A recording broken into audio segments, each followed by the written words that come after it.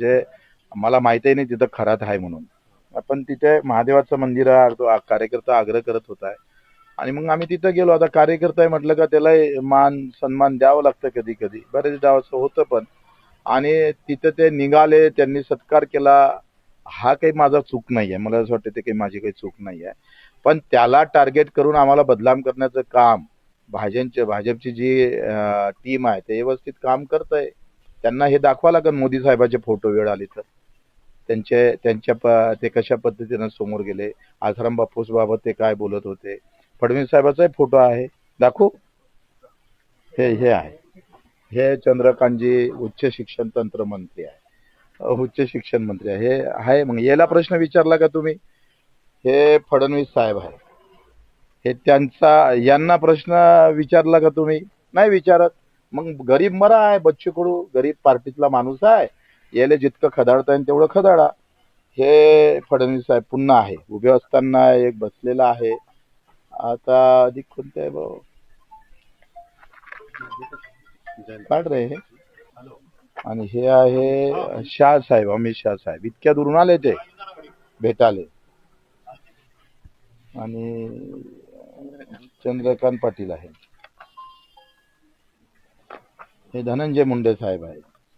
आणि हे पुन्हा नार्वेकर आहे, मिलिंद नार्वेकर.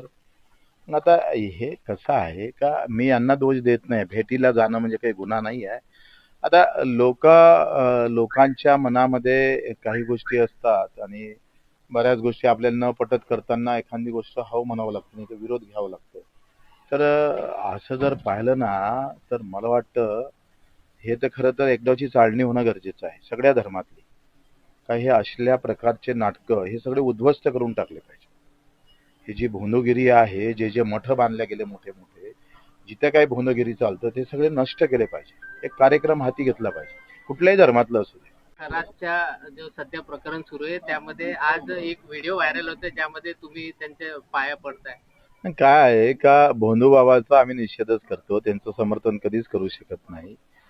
आणि कार्यकर्त्यांना आम्हाला मंदिरात नेलं, महादेवाचं मंदिर होतं, महादेवाच्या मंदिरात ते भोंदू बाबा तिथं होते, त्यांनी माझा सत्कार केला, फेटा बांधला. आणि काय म्हणते त्याला, आता एक कोणताही वरिष्ठ माणूस आमच्या वयापेक्षा जास्त आहे तर ते आपली संस्कृती आहे, आपण पाया पडतोय. ते झुकून आपण असं फक्त त्याला एक काय म्हणते मान सन्मान म्हणून. तर ते 4 वर्षाच्या अगोदरची गोष्ट आहे, मी आता ते पाहतो, 2 वर्ष नाही 4 वर्ष अगोदरची गोष्ट आहे. त्या कार्यकर्त्यांना आग्रस्त नेला आणि समाजाचं मन राखावं लागतं कधी कधी. आम्हाला माहित असतं का हा बाबा कामाचा नाही, हे सगळं धोताण आहे, पण समाज मन नाराज झाला नाही पाहिजे म्हणून एक आम्हाला जपा लागतं. वास्तविक ते कठोरपणा आपण घेतला पाहिजे. यानंतर नक्की आम्ही ते घेत राहू, त्याचा आम्ही निषेधच करतो. पण मला एक प्रश्न विचारायचा आहे मीडियावाले, म्हणजे तुम्ही किती मीडियावाले भारी लोक आहे, बदमाश म्हणणार नाही कारण मग तुम्ही आधी उलट्या बातम्या टाकाल. तर तुम्ही फडणवीस साहेब तिथे गेले, त्यांना विचारलं का तुम्ही? अमित शहा तिथे जाऊन आले, त्यांना विचारलं का तुम्ही? ते तुमच्यात ते मर्दांगी येत नाही, त्यांना फोन लावून विचारायला पाहिजे. शिंदे साहेब तिथे गेले, ते विखे पाटील तिथे गेले, ते कोणत्या शिड्या बाहेर काढायच्या हे बीजेपीनंच ठरवलं. मीडिया तेवढ्याच बरोबर बाहेर काढतं. व्यवस्थित बीजेपी व्यवस्थित कार्यक्रम राबवतोय आणि मीडिया तिथं जाऊन बरोबर ते तेवढ्याच. आता 300 कॅशर व्हिडिओ आहे तिच्याजवळ. मग ते फक्त बीजेपीच्या संबंधित येत नाही. तुम्ही सांगा, जयंतराव पाटील गेले तिथे, तिथे विखे पाटील पण आहे बसलेले, त्याला विचारलं का तुम्ही? बच्चू कडू आहे गरीब माणूस, त्याला कसं बदनाम करता येईल हा अजेंडा तिकूनच आलेला आहे बीजेपीच्या पार्टी कार्यालयातून. त्याच्यानं फक्त मी गेलो काय, सत्कार झाला काय, तर व्यवस्थित बदनाम करण्याचा प्रयत्न होत आहे. वास्तविक अशा भोंदूबाबूच्या, मी तर माझं लग्न 2 ऑक्टोबर गांधी जयंती लावलं तेव्हा 12 मास होते. सगळे पंडित म्हणे या दिवशी लग्न करणं म्हणजे उचित नाही आहे. आम्ही या प्रवृत्तीतले माणसं आहे. मग किती डाव दाखणार भोंदू बाबाला तुम्ही?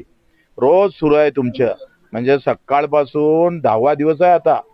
आणि एवढ्या जर आत्महत्या दाखवल्या असत्या ना मीडियानं, कदाचित त्याच्यावर वाचा फुटला असता.